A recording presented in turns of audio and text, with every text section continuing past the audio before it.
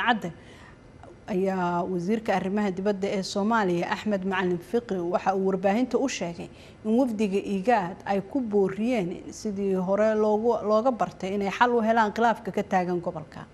Dhinaca kale waxaan kaloo soo qaadnay arinta ka taagan annaga iyo dawladdan aan walaalahan dariska oo IGAD ay position fiican ka qaadatay markii koowaadba bilihii u horeeyayba inay boosashkeeda cadaysay haddana IGAD in ay mas'uuliyadi ka saaran tahay maadaama urur aan ka wada tirsannahay labada dalba ay ka wada tirsan yihiin ay tahay urur waxyaalo badan soo xaliyay ay tahay in iyadana roolkooda ay qaataan runtii aad iyo aad baan ugu mahadcelinayaa doctorka iyo wafdigiisaba waxaan rajaynaynaa in maaragtay IGAD ay roolkeedii xooganaa oo ay lahaan jirtay Soomaaliya dawlad dhiskeeda qayb weyn bay ka ciyaartay haddana waxaan rajaynaynaa waxyaalaha regionka taagan inay qaybtooda ka ciyaarto annaguna aan u noqono oo ku garab siino shaqooyinkooda siday u gudan lahaayeen.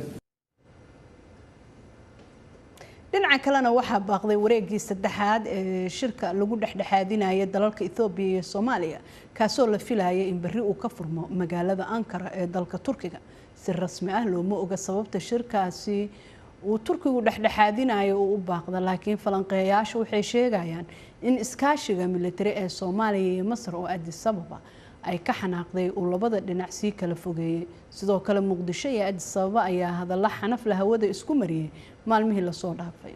Wasiirka arrimaha dibadda Soomaaliya Axmed Fiqi ayaa dhamaadkii toddobaadkii hore waxa uu ka sheegay magaalada Muqdisho in Soomaaliya ay ka fikirayso inay xiriir la sameyso ama ay taageerto jabhadaha dagaalka kula jira dawladda Itoobiya. Hadalkaasi oo si weyn ay u cambaaraysay dawladda Itoobiya. Dawladda Itoobiya ayaa iyadu wali u muuqata inay ku adkeysanayso heshiiskiisa afgarad ay la gashay Somaliland, iyadoo sidoo kale ciidamadeeda ku sugan Soomaaliya ay dhaqdhaqaaqiyo sameynayaan. Hay'adda dambi baarista Mareykanka ee FBI-da ayaa baaraysa isku day dil oo ah kii labaad oo uu ka badbaaday madaxweynihii hore ee Mareykanka Donald Trump xilli uu ku sugnaa beertiisa ciyaarta golfka lagu ciyaaray ee ku taala magaalada West Palm Beach ee gobolka Florida. Ciidanka ilaalada qarsoon ayaa sheegay inay arkeen nin hubeysan oo isku qarinaya meel jiq ah oo u dhow halka uu golfka ku ciyaarayay Trump, kadibna rasaas ay ku fureen ka hor inta uusan cararin. ninkaasi oo markii dambe la soo qabtay. Haddaba arrimahani waxaan ka wareysanaynaa oo qolka wararka nagu soo biiray oo stuudiyaha ila jooga Maxamed Cabdi Xasan Sandere. waa kuma ninkan arrinta loo qabtay ee lagu eedeeyay in uu ka dambeeyay isku dayga dil ee Donald Trump. mahadsanid Falastiin. ninkan magaciisa waxa la yiraahdaa Ryan Wesley Ruth, waxa la yiraahdaa 58 jir. badidiisa noloshiisa wuxuu ku noolaa gobolka North Carolina, hase yeeshee sanadkii 2018 ayuu u wareegay dhinaca gobolka Hawaii, halkaas oo uu ka shaqeynayay dhismaha guryaha dawladdu ay dadka saboolka ugu deeqdo. isagii wiil u dhalay ayaa la yidhi ayaa ka wada shaqeynaya arrintaas. waxaa kaloo la sheegay ninkaasi in siyaasadihiisa dhinaca taageerada xisbiyada siyaasaddu ay isbedeli jireen. Trump uu dhowr mar u soo qoray fariin markii uu madaxweynaha xilligii hore 2020 wuxuu ku yidhi isagoo la hadlaya wasaaradda cadaaladda waxaad amartaa in ay ciqaabaan booliiska saddex ula dhaqmaya dadka. waxaa sidoo kale uu ku booriyey inuu taageero dalka Ukraine mar dambe. marka ninkan waxaa la yidhi wuxuu taageero weyn u ahaa Ukraine isagoo kasoo horjeeda dagaalka Ruushka uu ka wada halkaas. baraha bulshada iyo website uu lahaaba wuxuu aad ugu taageeri jiray Ukraine.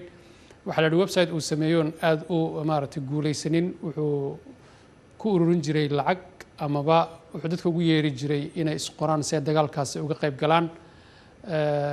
ninkani wuxuu taageeray mar haweeney xisbiga dimuqraadiga ah oo gobolka Hawaii laga soo dooranayo hore ugu jirtay Kongareeska Mareykanka oo la yiraahdo Tulsi Gabbard, laakiin markii ay guuldareystayna xilka madaxtinimo ayna qabanin wuxuu wareegay dhinaca xisbiga jamhuuriga. wuxuu endorse gareeyay amaba taageeray madaxweyne Trump markaasi ku jiray ololaha.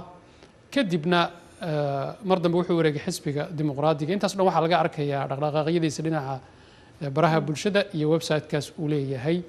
marka waa nin aad isu bedbedelayay. waxaa dhacday markii Trump la dhaawacay July 13 dhegta laga dhaawacay waxa uu Harris iyo Biden uu ku booriyey inay booqdaan dadkii ku dhaawacmay goobtii Trump lagu dhaawacay. Trump kama hadal wuxuu yidhi dadkii dhaawacmay ku booqda cisbitaalada. nin kaloo fire chief ama ninka sarkaal dhinaca dabdamiska oo dhintayna wuxuu yidhi ka qayb gala tacsidiisa ama aaskiisa. Sidee ay arrintani hadda u dhacday? sidan waxa ay wararku sheegayaan nin ayaa ka ag dhawaa meesha uu Trump ku ciyaarayay golfta ee Palm Beach saad sheegtay. wuxuu taagnaa meel amaba uu joogay meel 400 ilaa 500 oo foot u jirta. waxaa arkay mid ka mid ah sirdoonka ilaalada madaxda. ninkaas wuxuu arkay inuu qori haysto meeshana uu soo taagan yahay. ninkii baa xabad ku riday kadibna ninkan Ryan Wesley Ruth wuu cararay. marka booliiska ayaa geliyay warbaahinta in xaalad khatar ay jirto. waxaa la sheegay baabuurka wata noociisa, taarikada lambarkeeda iyo sifooyin ku saabsan ninka. marka meelan ka fogeyn oo countiga kii xabaddu ay ka dhacday countiga ku xiga ayaa lagu qabtay ninkan. marka Trump muxuu ka yiri arrinkan? Trump isla markiiba tweet buu soo dhigay amaba fariin dhinaca internetka ah. wuxuu yidhi intayna shaayacadan amaba kutirikutantani ayna faafin waan caafimaad qabaa waanan nabadna waan ku jiraa. waxaa iyaguna isla markiiba la hadlay warbaahinta ninka uu u doortay inuu tartanka ku weheliyo JD Vance iyo senatorka gobolka South Carolina ee la yiraahdo Lindsey Graham. labadooduba waxay sheegeen inay la hadleen oo tartamuhu uu caafimaad qabo. sidoo kale wariyaal ka tirsan Fox News oo iyaguna la hadlay ayaa dadweynaha u sheegay in Trump uu caafimaad qabo. marka Trump wuxuu sheegay in tani ayna ka weecin doonin jadwalkiisii ololaha in wax ka bedelo. marka ma ka hadla aqalka cad arrintan iyo musharaxa madaxweynenimo madaxweyne ku-xigeenka Kamala Harris? labadoodu way ka hadleen. Kamala Harris haddaan ku horeyno waxay tiri aad baan ugu faraxsanahay inaan maqlay Trump inaan dhibi soo gaadhin. waxay tiri gacan ka hadalka siyaasaddu waa mid aad khatar ugu ah jiritaankeena haddaan nahay dadka Maraykanka. madaxweyne Biden isaguna uu ka hadlay. wuxuu yidhi aad baan ugu farxay inaan maqlay in Trump uu bad qabo. labadoodu waxay ka hadleen in violence-ka amaba gacan ka hadalka siyaasadda ku salaysan uu khatar ku yahay jiritaanka iyo amniga Maraykanka. labadooduna waxay yidhaahdeen qalbiga ayaa noo qaboobay markaan ogaanay in Trump uu caafimaad qabo oona wax dhibi soo gaadhin. waa markii labaad madaxweyne Trump uu ka badbaado toogasho. labadii marna dadka loo soo qabtay lagu tuhmayo waxay ahaayeen dad ama xisbigiisa ka tirsan ama ka tirsanaan jiray. maxay tahay sababta ay dadkii ay marisku fakarka ahaayeen ay hadda u rabaan inay Trump dhibaateeyaan? horta kan ugu dambeeyay weli lama ogaanin waxa ku riixay amaba motifka. laakiin kii hore inkastoo weli faahfaahin badan laga bixin aadna la isu weydiinayay waxa looga aaminsan yahay ilaa hadda.